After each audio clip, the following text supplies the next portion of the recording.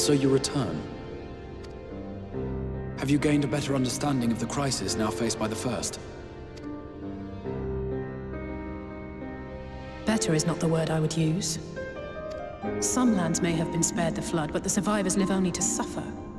There seems no end to the horrors inflicted by the Sin Eaters. Indeed. Those abominations are a calamity in their own right. And I can well imagine how hopeless the task of eradicating them must seem to you. But after countless battles and untold sacrifice, we have identified a potential weakness. Sin Eaters are drawn to serve the strongest of their kind, a class of creature we call Light Wardens. And from what we have been able to ascertain, only a handful of these entities exist. Just as an ant colony will perish in the absence of its queen, we believe that the death of a Light Warden will cause the lesser creatures within its sphere of influence to disperse. I have a feeling Yulmore might have something to say about any concerted action we take against these monsters. Vorthra's command over the Sin Eaters is integral to Yulmoran society. In seeming to guarantee his people's safety, it guarantees their obedience. He will not take kindly to us depriving him of such useful allies. Agreed. Thus we will need to occupy or otherwise divert his forces whilst we proceed with the business of eliminating the Wardens. Until we have done so, all other considerations must be set aside if we are to forestall the 8th Umbral Calamity.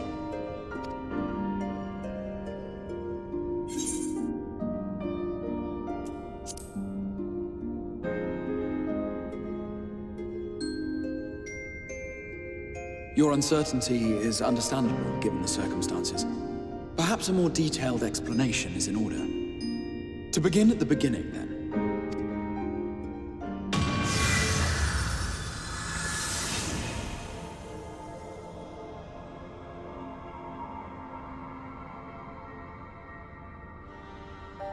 In the ancient past, a single star was divided into 14 worlds. This is the source, your home. These others are the 13 shards, in whose number we find the first. Though physically separate, they retain a connection to each other, and with the source especially. Now, let us assume that a given element in one of the shards attains abnormal ascendancy.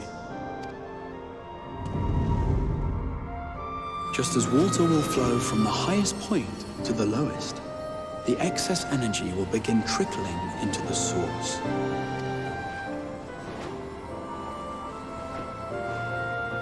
And such an influx of ether will of course exert a palpable influence.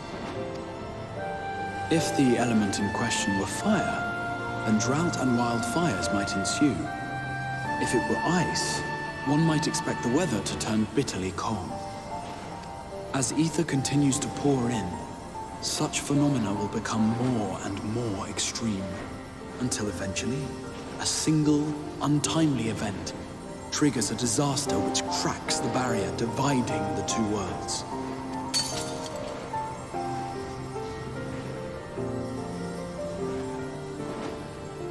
What was once a trickle now becomes a deluge, sweeping the shard along to be rejoined with the source.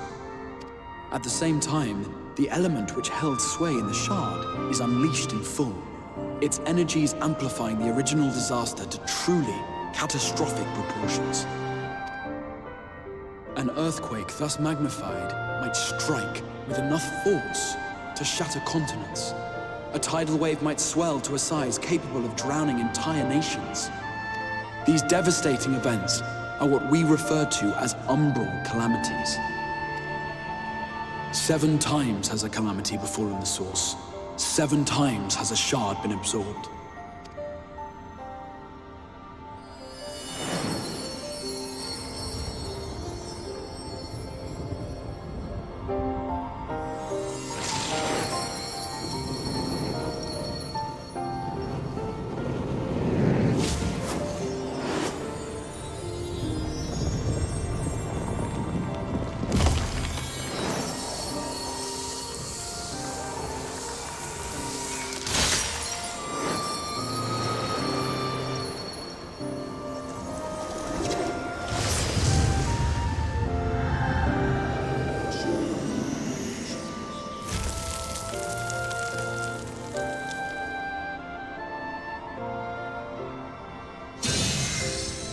At present, the light-drowned realm of the First stands perilously close to meeting the conditions for a rejoining.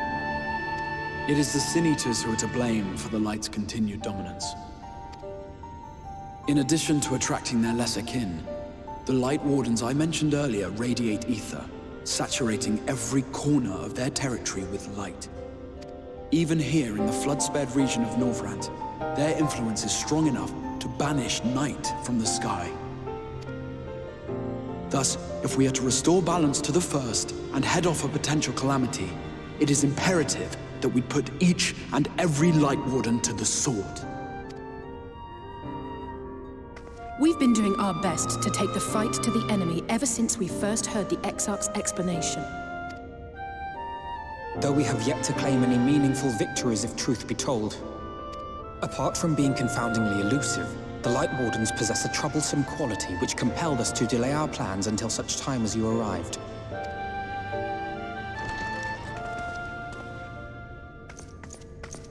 Forgive the interruption, my lord, but Hallminster Switch is requesting reinforcements. They say the Sin Eaters are attacking in force, and the village could soon be overrun.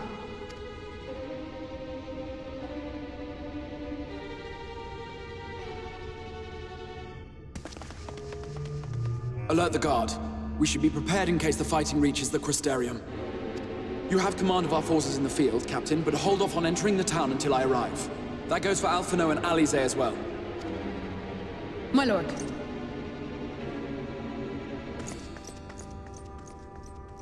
Pray, lend us your strength. Such a fight will provide you with far greater insight than any explanation I could offer.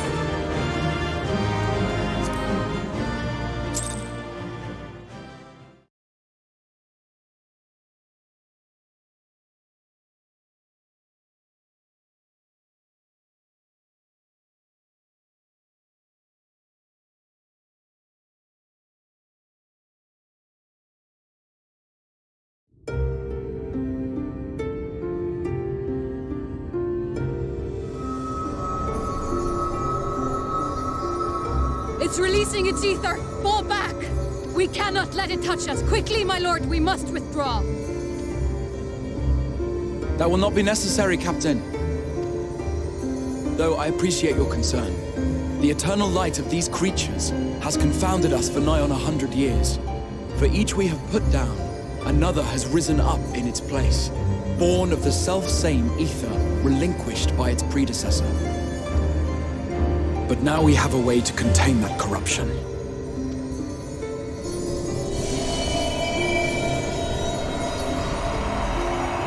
The blessing of light, and the hero who wields it now stands before you.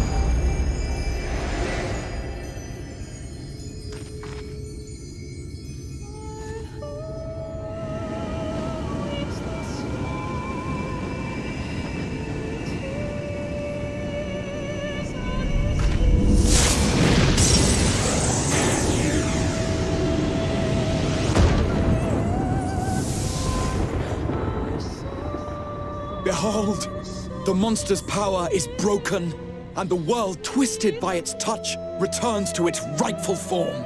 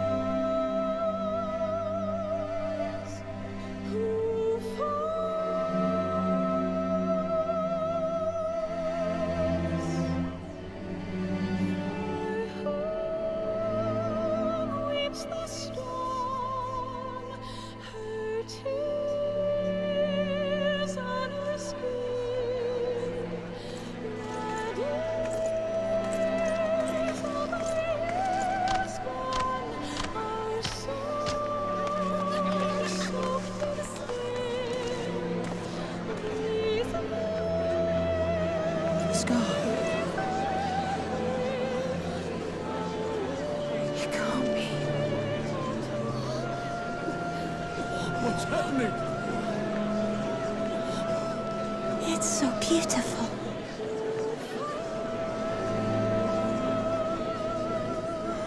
The sunless sea. The warrior of darkness has come.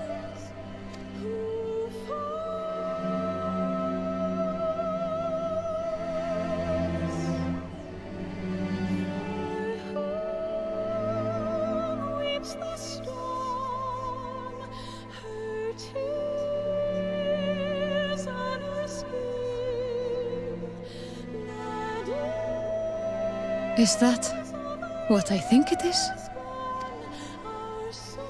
The night sky. As it should be. Who are you people? You killed a warden, then bathed in its ether as if it were a spring shower, and now the sky? The legends are true.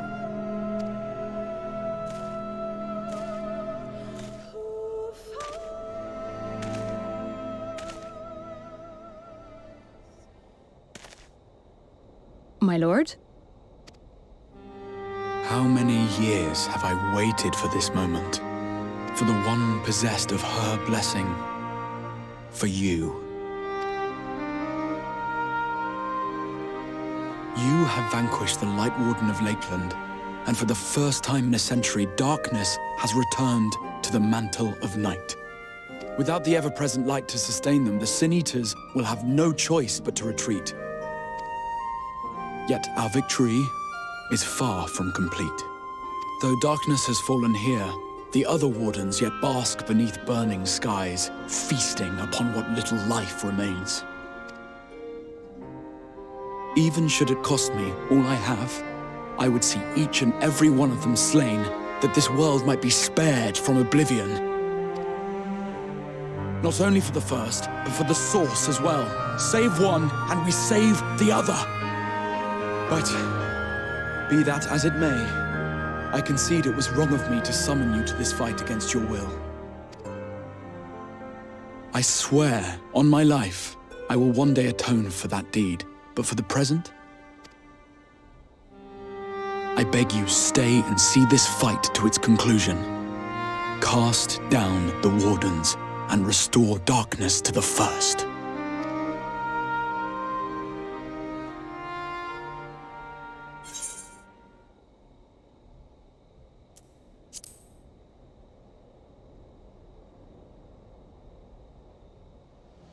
On behalf of the First, I offer you my deepest thanks. I understand there is much at stake here, Exarch, but why do you risk yourself so readily? It must have been a dangerous drain on your ether to summon even one person across the rift. I do it for my people, of course. To give the Crystarium the tomorrow it deserves. That is true now, yes, but the city had yet to be built when you first called forth the Crystal Tower. I'm simply curious to know what prompted you to commit yourself so completely to this particular course.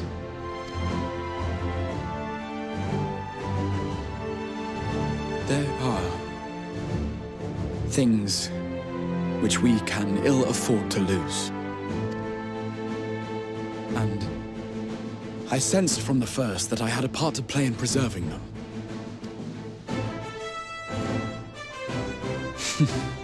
Forgive me. I fear the events of the day may have taken their toll. Despite appearances, I am an old man. One burdened with many difficult memories, some too painful to recall. Well then, I'm sorry for pressing you. It's a family failing, I'm afraid. One which has served us well more often than not. Needless to say, we will continue to fight at your side until the last Sin Eater is defeated. Come then, my warriors of darkness. Let us gather the surviving villagers and make our way back to the Crystarium.